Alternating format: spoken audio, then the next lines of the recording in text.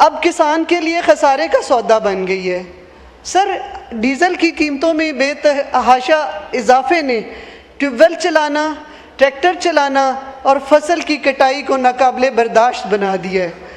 بجلی کے یونٹس کی پرائس بڑھا کر موٹر چلانا ناممکن بنا دیا گیا ہے۔ سر مہنگی کھاد، مہنگی زرعی ادویات اور ناقص بیج دیا جا رہا ہے۔ سر جس نے زمین وطن کو سونا بنا دیا، جس نے زمین وطن کو سونا بنا دیا، اسی کسان کو وقت نے رلا دیا۔ میرا خیال ہے وقت نے نہیں رلایا، اس فارم 47 کی پیداوار حکومت نے رلایا ہے۔ پر ماشاءاللہ سے رہی صحیح کسر ہماری چیف منسٹر پنجاب، جو خود کو سب کی ماں کا لقب دینا پسند کرتی ہیں، لیکن سر یہ ماں کسان کے لیے ڈائن بن گئی ہے، جس نے پچھلے 2 سال میں آبیانے کے ریٹ میں 500% اضافہ کیا ہے۔ سر ان 3 سال میں کسان کی کمر ٹوٹ گئی ہے۔ میرے لیڈر عمران خان کے دور میں کسان کے ان پٹ ریٹس منیمم لیول پر تھے اور کسان کو اپنی فصل کا ریٹ بہتر ملتا تھا۔ یہ فرق ختم کر کے آپ نے اپنی زراعت کو تباہ کر دیا ہے۔ میں حکومت سے مطالبہ کرتی ہوں کہ پیٹرولیم مصنوعات پر عائد ظالمانہ ٹیکسز اور لیویز میں فوراً کمی کی جائے، کھاد، زرعی ادویات کی پرائسز کو کنٹرول کیا جائے۔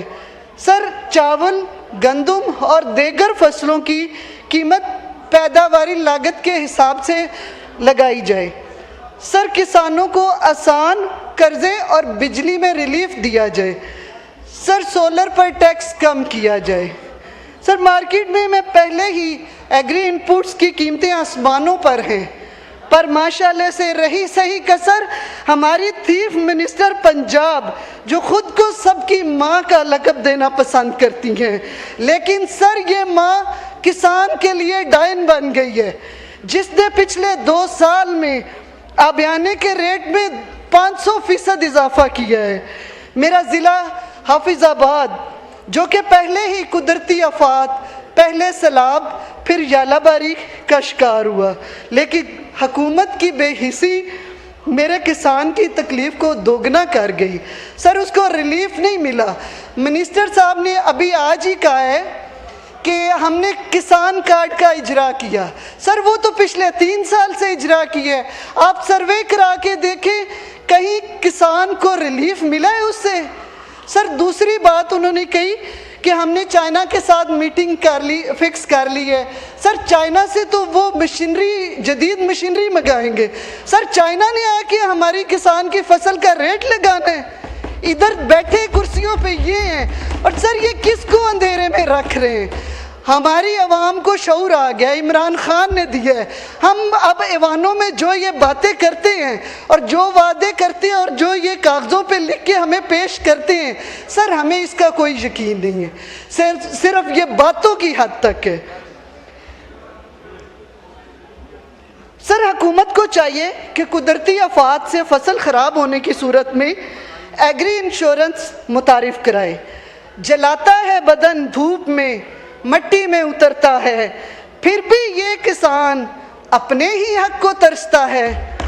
کھیتوں پہ پسینہ بہا کر جو اناج اگاتا ہے، آج وہی کسان 2 وقت کی روٹی کو ترستا ہے۔ یہ حکومت ہر بار عالمی منڈی کا بہانہ بناتی ہے۔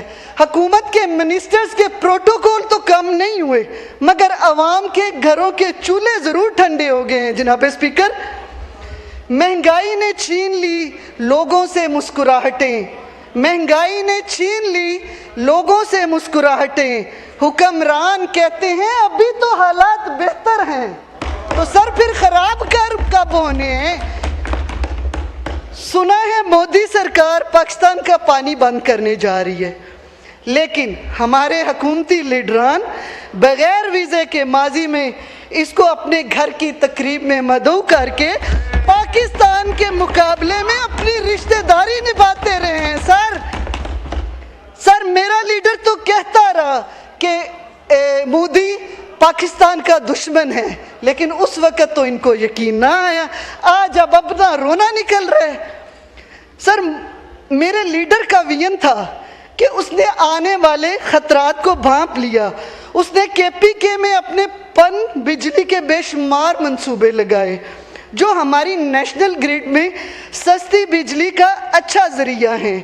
सर मेरी कोलीग कल परसों शानदाना ने कहा कि फेडरल गवर्नमेंट 2.5 रुपये फी यूनिट उनसे इन पन बिजली के जो बिजली पैदा होती है वो ख़रीदती है, लेकिन वही सूद समेत अवाम को लुटा देती है।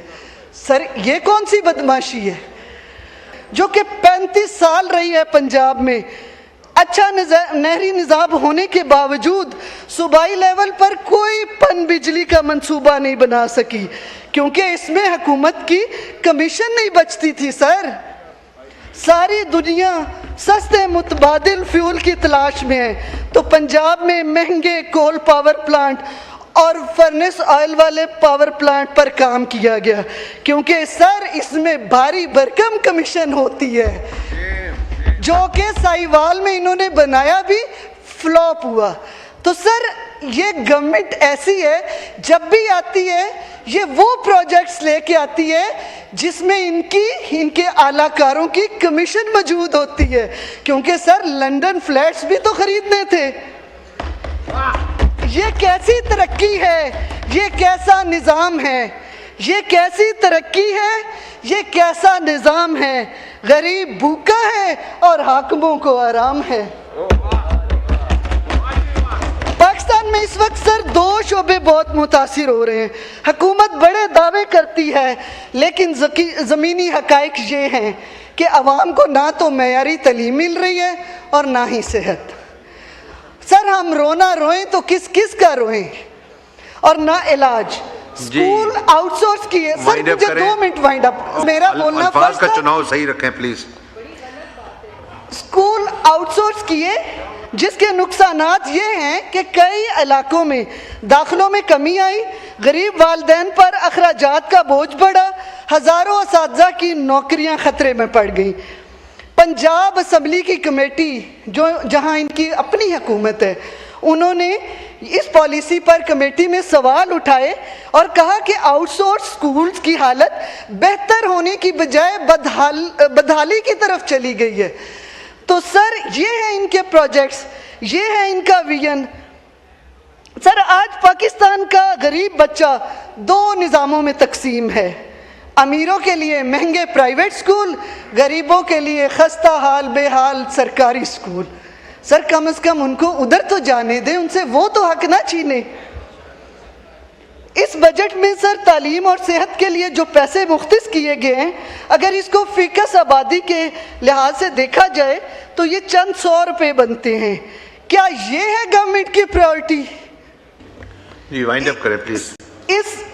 सर एक मिनट, इस हुकूमत ने तालीम को अवामी हक की बजाय कारोबार बना दिया है। गरीब का बच्चा भीख मांगने पर मजबूर हो गया है। असातिज़ा को इज्जत देने की बजाय सर कॉन्ट्रैक्ट और अदम तहफ़्फ़ुज़ में धकेला जा रहा है। पाकिस्तान का नौजवान मुल्क से बाहर जाके मजदूरी करने पर मजबूर हो गया है। दूसरी तरफ सर हॉस्पिटल्स की ये हालत है कि मरीज़ों के पास मेडिसिन नहीं है, वो बाहर से ख़रीद के लेके आते हैं। इनकी एमरजेंसी में मेडिसिन नहीं है सरकारी हॉस्पिटल में। ये कारकर्दगी है इनकी। सर जदीद मशीनरी पड़ी है, या तो ख़राब है या नकारा है, उसको कोई ठीक नहीं कराता। सर गरीब आदमी इलाज के लिए क्यों दरबदर है? ये गवर्नमेंट सिर्फ एडवर्टाइजमेंट में तरक्की दिखाती है। आज एक आम आदमी बीमारी से पहले अखराजात से मर जाता है। सर ये हुकूमत हॉस्पिटल बनाने से ज़्यादा शुक्रिया।